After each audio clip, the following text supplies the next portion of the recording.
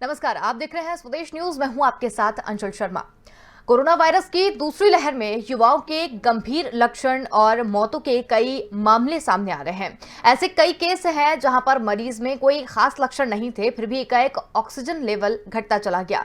उसे कोई संकेत भी नहीं मिल रहा था और सैचुरेटेड ऑक्सीजन का लेवल 50% तक पहुंच गया। ऐसा होने का एक प्रमुख कारण है हैप्पी हाइपोक्सिया, जिसमें होता यह है कि शरीर में वायरल लोड तो हो रहा है और उसकी वजह से फेफड़ों को नुकसान भी पहुंच रहा है। ऑक्सीजन का स्तर नीचे चला जाता है और नजर ना रखें तो 50% तक भी पहुंच जाता है और फिर एकाएक सांस लेने में तकलीफ, कमजोरी, घबराहट, पसीना आना, चक्कर आना और आंखों के नीचे अंधेरा छा जाना, ऐसे कई लक्षण होने लगते हैं। 2 दिन पहले एक सामान्य नजर आ रहा मरीज एकाएक वेंटिलेटर पर पहुंच जाता है। यह हैप्पी हाइपोक्सिया क्या है और किस तरह से मरीजों की स्थिति को बिगाड़ रहा है, इसके लिए हम बात करेंगे हमारे डॉक्टर से। तो हमारे साथ 2 डॉक्टर जुड़े हुए हैं, डॉक्टर आर.एन. टंडन जो पूर्व जनरल सेक्रेटरी हैं और डॉक्टर करण पीपरे जो पूर्व जनरल सुप्रिटेंडेंट है रायपुर एम्स के। बहुत बहुत स्वागत है आप दोनों का स्वदेश न्यूज में और हमारे साथ इस चर्चा में शामिल होने के लिए। तो डॉक्टर आर.एन. टंडन से मैं सबसे पहला सवाल जो ये पूछना चाहती हूँ कि ये जो हैप्पी हाइपोक्सिया है ये युवाओं में हो रहा है और इसमें कोई विशेष लक्षण भी नहीं दिखाई देते हैं, तो फिर इसकी पहचान किस तरीके से करें और किस तरीके से इसमें बचें? देखिए, बहुत जरूरी है ये बात। हम पिछले कई प्रोग्राम में आपके माध्यम से, आपके चैनल के माध्यम से लोगों से कर चुके हैं कि हमारा यंग जो आदमी है, ये यंगस्टर्स हैं जिनकी इम्यूनिटी बहुत अच्छी है, जिनकी टॉलरेंस पावर बहुत अच्छी है और उसके चलते और जो उनमें कॉन्फिडेंस लेवल है वो बहुत ज्यादा।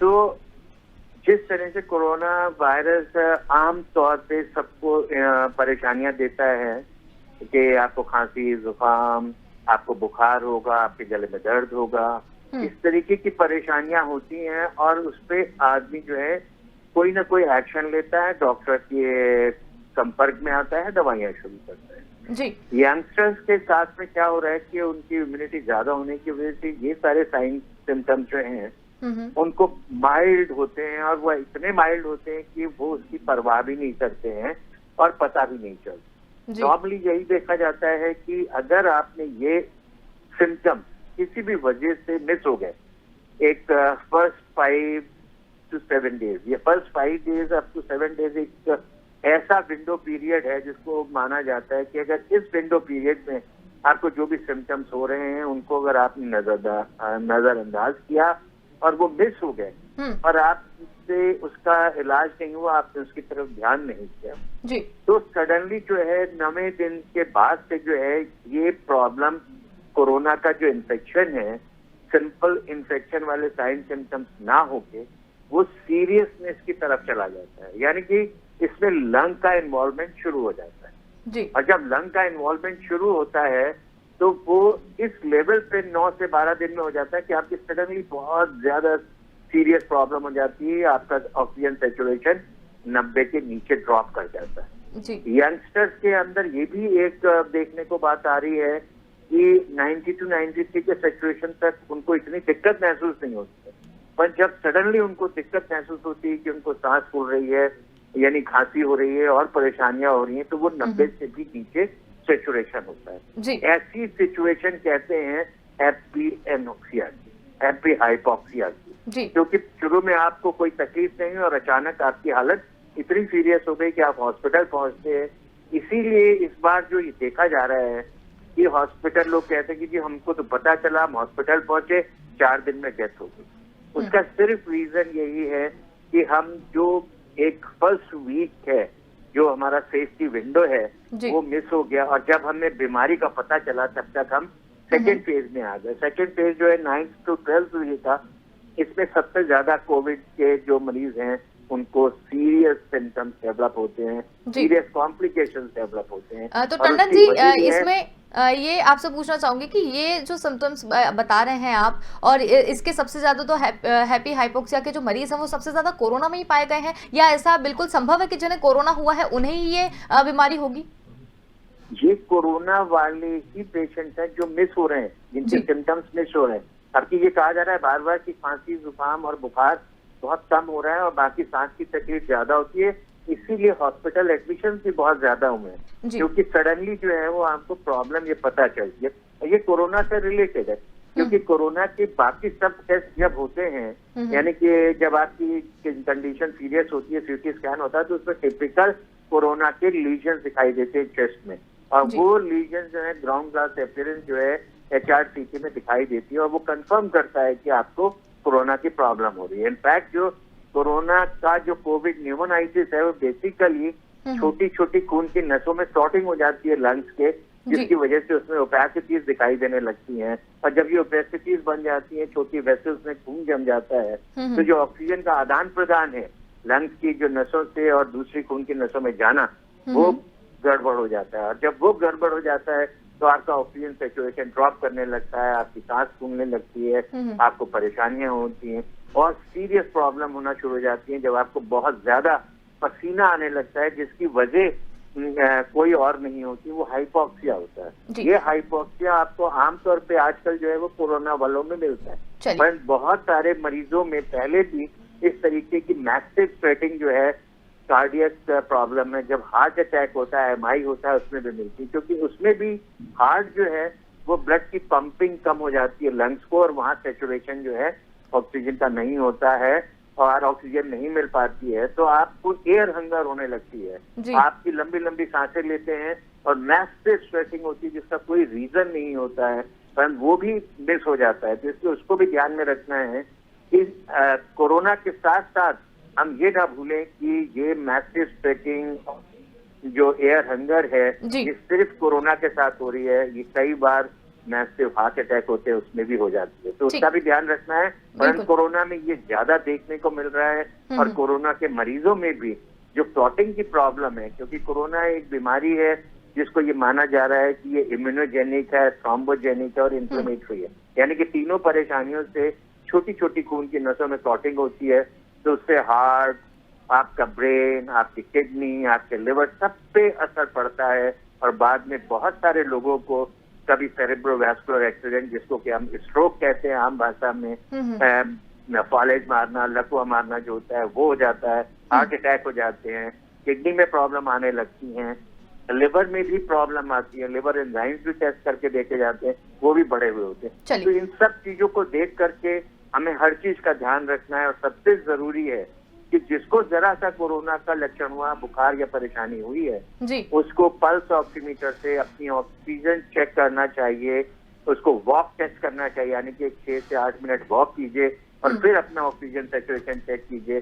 तो इस तरह से अगर आप प्रिकॉशन लेते रहेंगे, ध्यान रखेंगे, तो इस हाइपोक्सिया की जो अल्टीमेट पोजीशन है उसमें अगर आप नहीं पहुंचेंगे तो आपका इलाज आसानी से हो जाएगा। ठीक है। टंडन जी हमारे साथ करण पिपरे भी यहाँ पर जुड़े हुए हैं। पिपरे जी, जिस तरीके से पूरा जो हाइपोक्सिया है क्या और क्या लक्षण है और किस तरीके से लोगों की बॉडी पे इफेक्ट करता है, ये तो हमने टंडन जी से जान लिया। आपसे सवाल मेरा ये है कि कोरोना मरीजों में अचानक जो ऑक्सीजन का स्तर है वो कम हो जाता है, तो वो क्यों कम हो जाता है? देखो, मेरी जानकारी के अनुसार और इतने सारे मरीजों को हम लोग देख रहे हैं, अटेंड कर रहे हैं, और उनके जो अनुभव प्राप्त हो रहे हैं, डे बाय डे नया नया कोई ना कोई साइन और सिम्टम और डेफिशिएंसी के कारण और मौतों के आंकड़े को देखते हुए सबसे पहले तो मैं ये आपको बताना चाहूंगा कि ऑक्सीजन जो है हमारे जीवन के लिए बहुत ही आवश्यक एक गैस है। ये औषधि के रूप में भी ली जाती है, और जैसा कि आपका एक टॉपिक है डिस्कशन के लिए, साइंटिफिक टॉपिक है, जो कि हैप्पी हाइपोक्सिया आपने रखा है इसके टॉपिक का आज का डिस्कशन। हैप्पी जैसे कि आपको अच्छी फीलिंग्स आ रही हैं, और हाइपोक्सिया यानी ऑक्सीजन का जो लेवल है नॉर्मल से कम होता है, और ये नॉर्मल से ऑक्सीजन अगर कम होती है तो लाइफ थ्रेटनिंग होती है। ऐसे समझने की बहुत जरूरी बात है इसमें। नॉर्मल ऑक्सीजन लेवल, जैसा कि डॉक्टर साहब ने भी बताया कि 95% ऑक्सीजन लेवल और सैचुरेशन उसका जो है वो ब्लड में होना चाहिए। और ये जो बीमारियां होती हैं, बहुत सी बीमारियां होती हैं, ये कोई जरूरी नहीं है कि सिर्फ कोरोना अकेले में हो। फेफड़े से ऑक्सीजन को लेकर के हार्ट में जाना और उसके बाद में ब्रेन में और किडनी में और पूरे अंगों में जाना, ये सबकी जिम्मेदारी आपके नॉर्मल अंगों की है। अगर आपका अंग पहले से ही बीमार है तो ये दूसरे उसमें भी होता है, ऐसा नहीं है। क्रॉनिक बीमारी है, ब्रोंकियल अस्थमा है, और उसके बाद भी मरीज को फील नहीं होता, चलता फिरता रहता है और काम भी करता रहता है, अटेंड करता रहता है, वॉक करता रहता है, सांस फूल भी रही है, लेकिन उतनी परेशानी नहीं होती। हाइपोक्सिया रहता है उसको जरूरी। और क्रॉनिक जैसे पल्मोनरी ट्यूबरकुलोसिस है, फाइब्रोसिस हो गई है, एम्फाइसेमा है और एटेलेक्टेसिस है, ये सब सांस की बीमारियां होती हैं, लंग्स की बीमारियां होती हैं, तो ये मरीज में पड़ी रहती है। अब इसके साथ में आपका कोरोना आ गया, उसका इन्फेक्शन हो गया, और आज से 1 महीने 1 साल पहले तो इसकी चर्चा हुई नहीं, लोग खत्म भी हो जाते। लेकिन साइंटिफिक तौर से जब सभी साइन सिम्टम्स, टेम्परेचर से लेकर के, श्वास से लेकर के और ऑक्सीजन तक, और उसके बाद में फिर वैक्सीनेशन और उसके रिएक्शंस और क्रॉनिक और कैरियर, ये सबकी जब चर्चा हो रही है तो पेशेंट को, जैसे डॉक्टर साहब ने बताया कि हमेशा जो पल्स ऑक्सीमीटर होता है, आपका जो ऑक्सीजन का लेवल है ब्लड में, यदि कम रहेगा तो आपको परेशानी और बेचैनी होगी। लेकिन स्टार्टिंग में पेशेंट जो यंग लोग हैं, जैसे आपने बताया कि जवान लोगों में इसकी फीलिंग नहीं होती, तो उनका इम्यूनिटी पावर, उसको टॉलरेंस जो रहता है बर्दाश्त करने का, वो एक अच्छा होता है, इसलिए वो इग्नोर करते चले जाते हैं। लेकिन अचानक फिर उसका लेवल अगर करीब 80 और 50 और 40 तक पहुंचता है तो इसमें लाइफ को बहुत ज्यादा खतरा होता है। इसीलिए इन्हें अपनी उंगलियों के जो नाखून होते हैं और हॉट होते हैं, जो हॉट में यदि हल्का नीलापन आता है, जिसको साइनोसिस कहते हैं, ये इसके लक्षण है पहचान के कि आपके शरीर में ऑक्सीजन की कमी है। नेल अगर ये क्रॉनिक है तो उसमें क्लबिंग हो जाती है, मोटे हो जाते हैं नाखून, उसके फूल जाते हैं ऊपर की तरफ। और एक्यूट है तो आपको समझ में नहीं आएगा, जैसे पर्वतारोही होते हैं, उनको नीचे लेवल में हल्का हल्का हैप्पी हाइपोक्सिया होता है, लेकिन और जब ऊपर चढ़ते हैं तो फिर उनको ऑक्सीजन गैस सिलेंडर खोलना पड़ता है। मुझे भी इसके अनुभव है। अमरनाथ यात्रा में एक बार गया था मैं, तो शेषनाग के वहां पहुंच करके मुझे सांस में पता तो नहीं चला, लेकिन रहा होगा, वो चलने में तकलीफ होती थी, तो मुझे लगता है कि वो हाइपोक्सिया होगा। और मुझे खुशी भी हो रही थी कि मैं एक दर्शन करने जा रहा हूँ, और जैसे ही मैं उसके आगे पहुंचता हूँ ऊंचाई में, तो मुझे ऑक्सीजन की कमी हो गई, तो तत्काल सिलेंडर का उपयोग करना पड़ा। तो ये हाइपोक्सीमिया है, इससे सतर्क रहना चाहिए। साइलेंट भी होता है, मौत भी हो जाती है अचानक, क्योंकि इसको साइलेंट किलर भी कहा जा रहा है। साइलेंट किलर भी कहा जाता है, इसलिए कहा जाता है हाइपोक्सिया से जो बाद में पैथोलॉजिकल फीचर्स डेवलप होते हैं ऑर्गन्स में, चाहे लंग्स में, जैसे डॉक्टर साहब ने बहुत अच्छी जानकारी दी, लोगों को सिर्फ कोविड-19 भर मालूम है, उसके अंदर की चीज नहीं मालूम कि ब्लड वेसल से लीकेज होता है, वाटर लीकेज होता है, एडिमा हो जाता है फेफड़े में, एल्वियोलस में, ब्रोंकस में, और सांस लेने में तकलीफ हो जाती है निमोनिया के कारण। ब्लड की क्लॉटिंग कोपित रहती है, ये ब्लड की क्लॉटिंग हो जाती है, ऑक्सीजन उसमें प्रवेश नहीं करेगी, आप दे भी रहे हैं तो नहीं जा रही है। हार्ट उसमें डैमेज होगा, उसकी सेल्स डैमेज होंगी, और कार्डियक मसल्स वगैरह के डैमेज होने से उसको हार्ट अटैक भी आ जाता है। इसीलिए बहुत से लोग इसके बाद में जो रिकवर होके घर जाते हैं, लेकिन पूरे रिकवरी नहीं होने से हैप्पी हाइपोक्सिया वाली पोजीशन में रहते हैं, और अचानक उनको हार्ट अटैक का सामना करना पड़ता है। क्योंकि जैसे डॉक्टर टंडन साहब ने बताया कि ये एक इन्फेक्शन है, और इसमें आर्टरी और वेन्स और नर्व्स, इसमें सब में ऑर्गन की सेल्स के साथ साथ में इन खून की नलियों में भी इन्फ्लामेशन होता है, और जहां भी कहीं पे भी इन्फेक्शन के साथ इन्फ्लामेशन होता है, वहां एडिमा होता है और लीकेज होता है, और ऑक्सीजन की कमी होती है, ब्लड की क्लॉटिंग होती है, और इन सबसे मिलके, जैसा कि आप सभी को मालूम है कि बॉडी में 4-5 अंग होते हैं जिनको वाइटल अंग बोलते हैं, ऑर्गन्स बोलते हैं। इनमें अगर ऑक्सीजन की कमी और चेंजेस होंगे इन्फेक्शन के कारण, तो ये डैमेज होंगे। ऊपर ब्रेन डैमेज हो रहा है, वो अपने करंट नहीं भेज पा रहा है, नीचे आपका लंग डैमेज हो रहा है, वो सांस नहीं ले पा रहा, ऑक्सीजन बोल करके आपको हीमोग्लोबिन कंसंट्रेशन नहीं बढ़ा रहा है, तीसरा उससे हार्ट में डैमेज हो रहा है, गुर्दे डैमेज हो रहे हैं। ये चारों ऑर्गन डैमेज होकर के फेल्यूर की तरफ ले जाते हैं और अचानक डेथ हो जाती है। इसीलिए इसका ऑब्जर्वेशन, मॉनिटरिंग होते रहना चाहिए।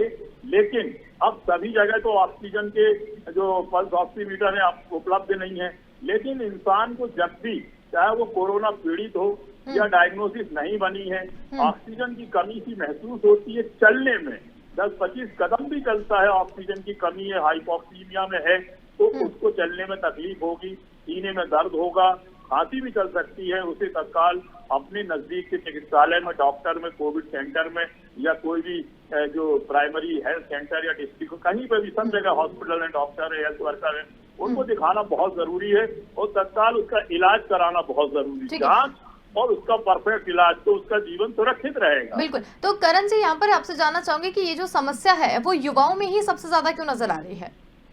युवाओं में इसलिए ज्यादा नजर आ रही है कि युवा सबसे ज्यादा एक्टिव होते हैं और महत्वपूर्ण होते हैं। हर घर में एक लड़का तो है, एक लड़के के बाद में या तो फिर बहन होगी या फिर एक ही लड़का है। अब उसको भी अगर आप खो देंगे तो देश को चलाने के लिए और घर को चलाने के लिए, समाज के लिए क्या बचेगा? इसलिए युवा जागृत है, माँ बाप भी जागृत हैं। वो 10 बार बच्चे को पूछते हैं, बेटा तेरे को अच्छा लग रहा है कि नहीं? अच्छा होने के बावजूद भी माँ बाप पूछते हैं। तो अगर उसने बता दिया कि मम्मी मुझे सांस लेने में तकलीफ हो रही, तो वो लेकर के दौड़ते हैं और उसकी पहचान हो जाती है। और बुजुर्ग जो लोग रहते हैं वैसे भी वो क्रॉनिक होते हैं, उनमें फेफड़े की बीमारी होती है, पैंक्रियास की होती है, ब्रेन की होती है, हार्ट की होती है, दवाइयाँ गोलियां खाते हैं, लेकिन वो दवाइयाँ गोलियां खाने से उनको रिलीफ मिल जाता है। उससे एंटीबायोटिक है या कार्डियक ड्रग्स हैं या डायबिटीज की एंटी डायबिटीज ड्रग्स हैं, ये सबसे तो वो हाइपोक्सिया और उसमें नहीं जा पाता। लेकिन यंग लड़का जो कुछ नहीं खाता पीता है, खेलता है, दौड़ता है और उसको इन्फेक्शन हो गया, उसको जानकारी नहीं हो रही है और उसके अंदर साइलेंट आपका हाइपोक्सिया है, उसमें खेल रहा है, तब तक तो ठीक है, और अचानक यदि कुछ तकलीफ हुई तो वो जान से जाने का वो रहता है। तत्काल उसको ऑक्सीजन लगना बहुत जरूरी है।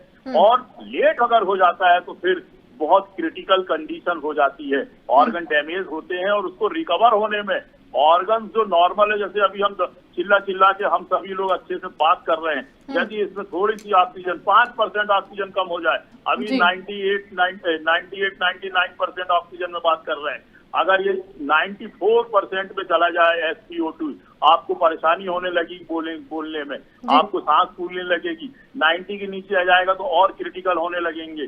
85 में आ जाएगा तो आपको एडमिट करना पड़ेगा। 80 के नीचे आ गया तो आपको वेंटिलेटर में लेना पड़ेगा। इस प्रकार की जागरूकता सभी लोगों में होना चाहिए, परिवार के बच्चों में, लड़कों में, यंगस्ट में, बुजुर्गों में, आसपास के लोगों में, दोस्तों में, तो वो संभाल लेते हैं, परिस्थिति को संभाल लेते हैं।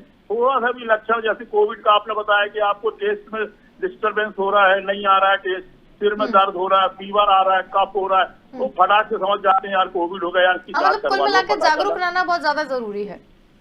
बहुत जरूरी है, जागरूक होना जरूरी है, चिकित्सा पद्धति का ज्ञान होना बहुत जरूरी है जागरूकता के साथ, और चतुर और चालाक होना चाहिए आदमी को जान बचाने के लिए इस समय। ठीक है। डॉक्टर RN टंडन जी भी हमारे साथ यहाँ पर जुड़े हुए हैं। टंडन जी, जिस तरीके से बात यहाँ पर हाइपोक्सी की जा रही है, इसमें लक्षण जो है वो कोई मामूली लक्षण जो है वो तो समझ में नहीं आते हैं। वो हैप्पी हाइपोक्सिया को कैसे समझा जाए, क्योंकि जो लक्षण है वो तो समझ में नहीं आते। इसमें पहले ही बोल दिया जा रहा है कि एकदम जो इंसान अच्छा है, अच्छा खासा अपना काम कर रहा है, उसके बाद एकदम से उसका ऑक्सीजन लेवल है वो कम हो जाएगा और उसे वेंटिलेटर पर जाना पड़ेगा। तो उसको कैसे पहचाना जाए? देखिए, दो बातें हम लोगों ने कही, जैसे डॉक्टर साहब ने भी बताया कि आपको हो सकता है सांस लेने में तकलीफ नहीं हो रही है, आपको नहीं समझ में आ रहा है कि कोई परेशानी हो रही है, परंतु कोई थर्ड पर्सन जो आपके चेहरे की तरफ देख रहा है, आपके लिप्स की तरफ देख रहा है, आपसे बात कर रहा है, तो उसको बहुत सारी चीजें आप में अनयूजुअल दिखाई देंगी। हो सकता है आपके लिप्स का कलर जो है हल्का ब्लूइश हो रहा हो, जो पहले नहीं था। आपके चेहरे के ऊपर थोड़ा सा जो है वो नीलेपन की झलक आ रही है, आपके नाखूनों में थोड़ी परेशानियां हो रही हैं, और साथ में आपको ज्यादा बोलने में परेशानी हो रही है तो और खांसी शुरू हो जाती है। ज्यादा अगर बोले ऑक्सीजन की कमी हो रही है तो खांसी शुरू हो जाएगी। तो ये सारे लक्षण हैं जिससे हमें ये मान के चलना है कि हमें कोई परेशानी हो रही है। इसीलिए ये कहा जा रहा है कि जिनको जरा सी भी तकलीफ हुई थी उन लोगों को नेग्लेक्ट नहीं करना चाहिए कि उन्हें कोरोना नहीं हुआ। ये मान के चले कोरोना हुआ था, टेस्ट हुआ या नहीं हुआ, पर अगर ध्यान रखेंगे और पल्स ऑक्सीमीटर साथ में रखें, अगर मिल जाएगा तो आपको अपनी ऑक्सीजन चेक करना है। कई बार ऑक्सीजन जो है आपको अपना जब चेक करते हैं तो उसमें वो दिखाई देती है 90, 92, 93, 94 हो रही है। जो बुजुर्ग हैं जिनकी अभी बात आप कर रहे थे, जिनको कि डॉक्टर साहब कह रहे थे कि क्रॉनिक लंग की डिजीजेस हैं और उनको परेशानियां हैं या हार्ट की प्रॉब्लम है, उन लोगों का क्रॉनिकली जो है ऑक्सीजन सैचुरेशन कम रहता है, यानी कि 92 के आसपास रहता है और 92 से नीचे भी रहता है। तो उन लोगों का जब इससे 92 से भी 4 लेवल के नीचे जाता है, यानी जो 85-88 के बीच में, तब उनको परेशानियां होती है। पर यही परेशानी यंगस्टर्स को, जिसको कोई प्रॉब्लम नहीं है, वो 90-92 तक झेल जाता है, पर 90 के नीचे जैसे ही जाता है वो उसके लिए प्रॉब्लम की मतलब प्रॉब्लम खड़ी हो जाती है, समस्या आ जाती है कि अब उसको इलाज की जरूरत है।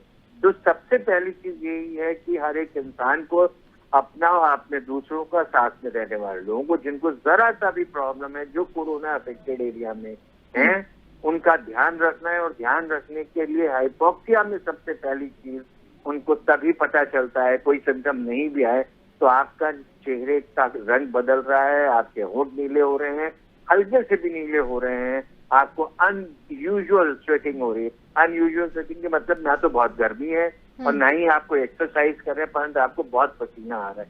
तो ये सब साइलेंट सिम्टम्स हैं जिनको आप हैप्पी हाइपोक्सिया से जोड़ सकते हैं और इनका ध्यान रखना है। ऐसे किसी भी सिम्टम पे आपको तुरंत किसी डॉक्टर से संपर्क करना चाहिए और अपना पल्स ऑक्सीमीटर हो तो उससे ऑक्सीजन चेक करते रहना चाहिए। और जब आपको लग रहा है कि आपकी 90-93 है तो आपको 7-8 मिनट वॉक करने के बाद फिर से चेक करना चाहिए। अगर ये 90-93, 88 पहुंच जाती है तो आपको तुरंत अस्पताल जाकर के अपने इलाज का बंदोबस्त करना चाहिए, डॉक्टर से मिलना चाहिए, क्योंकि ये क्रिटिकल टाइम है। जब अगर आप इलाज करवाना शुरू कर देंगे तो जो हमें मोर्टेलिटी मिल रही है भर्ती होने पे 3-4 दिन में, उसकी वजह ये होती है कि आप जब पहुंचते तो आपका सैचुरेशन 70-65, उसमें दिक्कतें ज्यादा आती हैं, उसमें बचाना मुश्किल होता है। तो सबको ये ध्यान रखना है कि क्या क्या परेशानी हो रही है। अनयूजुअल सेटिंग है, नीलापन आ रहा है, ऑक्सीजन सैचुरेशन अगर आप मेजर कर सकते हैं पल्स ऑक्सीमीटर से तो उसका ध्यान रखते हैं। और अगर थोड़ा सा भी चलने में, जो पहले सांस नहीं फूलता था, सीढ़ी चढ़ने में सांस फूलता है, तो आपको तुरंत संपर्क करना है किसी डॉक्टर के साथ में, जो आपकी इन सारी चीजों को देखकर समझ सकता है और आपको टाइमली एडवाइस कर सकता है कि आपने क्या करना है। हम इसे नेग्लेक्ट नहीं कर सकते, क्योंकि इस बार यही सब चीजें हो रही हैं कि लोगों के सिम्टम्स पहले माइल्ड हैं, यंगस्टर्स छोड़ रहे हैं, अवॉइड कर रहे हैं, जब सडनली प्रॉब्लम बढ़ जाती है तो सीधा हॉस्पिटल में पहुंचते हैं। उनके लंग्स में इतनी प्रॉब्लम है कि उन्हें ऑक्सीजन चाहिए, ऑक्सीजन बेड चाहिए, फिर वेंटिलेटर चाहिए, हर तरीके की सुविधाओं के साथ भी उनको उस समय बचाने में मुश्किल आ जाती है। तो ऐसी सिचुएशन में पहुंचने से पहले हमें थोड़ा सा अपने आप को आगाह करना है कि क्या क्या चेंजेस हमारे शरीर में हो रहे हैं जो नॉर्मली नहीं होते हैं, और उनको ध्यान में रखते हुए सीधे डॉक्टर के संपर्क में या अस्पताल में जाके अपने इलाज का बंदोबस्त करें। तो सारी चीजों को हम कंट्रोल कर सकते हैं सिर्फ इन सारी चीजों को सबको बता के, सबको समझा के, हर आदमी को इन सब चीजों से अवेयर करा के कि क्या क्या चीजें हो सकती हैं, उसके हिसाब से जाएं। और सबसे पहली चीज है डरे नहीं। आज इस बार जो हम देख रहे हैं सबसे ज्यादा लोग कोरोना के नाम से डरते हैं, कोरोना का टेस्ट कराने से डर रहे हैं और कोरोना के लिए इलाज कराने जाने से डर रहे हैं। सबको ये लगता है कि हम अस्पताल में चले जाएंगे, हमें वेंटिलेटर पे रखा जाएगा, हमारी हालत जो है ठीक नहीं होगी। बिल्कुल, कहीं ना कहीं जो भय का माहौल है वो सबसे ज्यादा केसों को बिगाड़ रहा है। ऐसा नहीं है, इस भय के माहौल को खत्म करना है। ज्यादातर लोगों को बिना वेंटिलेटर के ट्रीट किया जा रहा है। बिना वेंटिलेटर के जब हम बात कर रहे हैं, यानी कि इंट्यूबेशन, इनवेसिव वेंटिलेशन को कम इस्तेमाल किया जा रहा है बजाय कि हम ज्यादा इस्तेमाल करें, क्योंकि नॉन इन्वेसिव जो है बाईपैप और सीपैप, उनसे ज्यादा अच्छा रिजल्ट मिल रहा है। तो लोगों को परेशान नहीं होना चाहिए, डरना नहीं चाहिए और अपना टेस्ट करा के जैसे इलाज आपको बताया जाता है, क्योंकि मैंने वही बताया ना, पहला हफ्ता जो है उसे मिस मत कीजिए, क्योंकि उसको मिस करा तो आपको दिक्कत होती है, और उसे मिस नहीं किया तो जो भी देख रहा है आपको वो 7वें-9वें दिन अगर प्रॉब्लम हो रही है तो घर पे ही आपका इलाज हो सकता है दवाइयां खिला के, और आप ठीक हो जाओगे, पूर्णतः स्वस्थ हो जाओगे। बशर्ते आप भी अलर्ट हो और जो आपको देख रहा है वो भी अलग है। बिल्कुल। करण जी, आपसे भी मैं यहाँ पर जानना चाहूंगी कि जिस तरीके से बताया जा रहा है कि अवेयर यहाँ पर रहना चाहिए, इसके जो लक्षण हैं वो भी एकदम से समझ में नहीं आ रहे हैं, तो ऐसे नए लक्षणों के बारे में जागरूकता फैलाने के लिए हमें क्या करना चाहिए? और मैंने बताया कि हर इंसान को ऐसे पेंडेमिक दौर पे यदि उनको ऐसा लगता है, चाहे वो कोविड के मरीज हो या ना हो, आईने में देख करके अपने होठों को देखें, अपने नाखूनों को अपने बार बार देखते रहें, कहीं उनमें हल्का नीलापन तो नहीं आ रहा। ये दोनों जगहों में हल्का नीलापन ऑक्सीजन के नॉर्मल लेवल से कम होने पे ही आते हैं, जिसको हमारे मेडिकल लैंग्वेज में साइनोसिस बोलते हैं। और अगर साइनोसिस आ रही है तो अपने आसपास में जो भी क्लिनिक है, अस्पताल है, डॉक्टर्स हैं, नर्सिंग जो इसके ज्ञाता है, उन्हें तत्काल बता के विलंब नहीं करना है। तो विलंब करने से तो आपका हार्ट और ब्रेन और गुर्दे तीनों डैमेज हो रहे हैं, फेल्यूर की तरफ जा रही है। 4 organ, brain, lung, heart and गुर्दे, ये चारों ऑर्गन वाइटल ऑर्गन है। इन्हीं के नॉर्मल रहने से आपका शरीर स्वस्थ महसूस होता है। जिनमें अगर ऑक्सीजन की लेवल की कमी है और साथ में इन्फ्लेमेशन और इन्फेक्शन चल रहा है और इसके जो पैरामीटर्स हैं ये गड़बड़ हो रहे हैं अंदर, तो आपकी जो मशीन है वो खराब होगी और डेथ की तरफ जाएगा वो, जिसको फेल्यूर बोलते हैं। अगर इस फेल्यूर के समय अगर आप जाओगे अस्पताल में तो डॉक्टर बड़ी मुश्किल पड़ेगी उसको भी बचाने में, क्योंकि आपको करना है ऑर्गन को जो डैमेज हो चुके हैं। तो इसके पहले जो हैप्पी हाइपोक्सिया के समय ही आप जब कोई सीरियस सिम्टम नहीं आया है, आप अपनी पहचान कर लें, पहचान करवा लें, जांच करवा के ये पक्का कर लें कि आपको क्या है और उसका इलाज करा लें, तो आपको कोई खतरा होगा ही नहीं। चलिए, ठीक है करण जी, डॉक्टर टंडन जी, आपका बहुत बहुत धन्यवाद हमारे साथ जुड़ने के लिए और पूरी चर्चा में शामिल होने के लिए। समय की कमी के कारण हम अपने प्रोग्राम को यहीं पर रोक रहे हैं, लेकिन हम अपने दर्शकों को बताना चाहेंगे कि जो हैप्पी हाइपोक्सीरिया है वो कहीं ना कहीं डरने और भय वाली बात नहीं है। कोविड-19 के जो मरीज हैं, जो कोरोना के मरीज हैं, उनमें ये लक्षण सबसे ज़्यादा देखे जा रहे हैं और नए लक्षणों के बारे में जागरूकता ही हमें बचाने में यहाँ पर ज़्यादा सहायक होगी। फिलहाल के इतना ही, देखते रहिए स्वदेश न्यूज़। नमस्कार।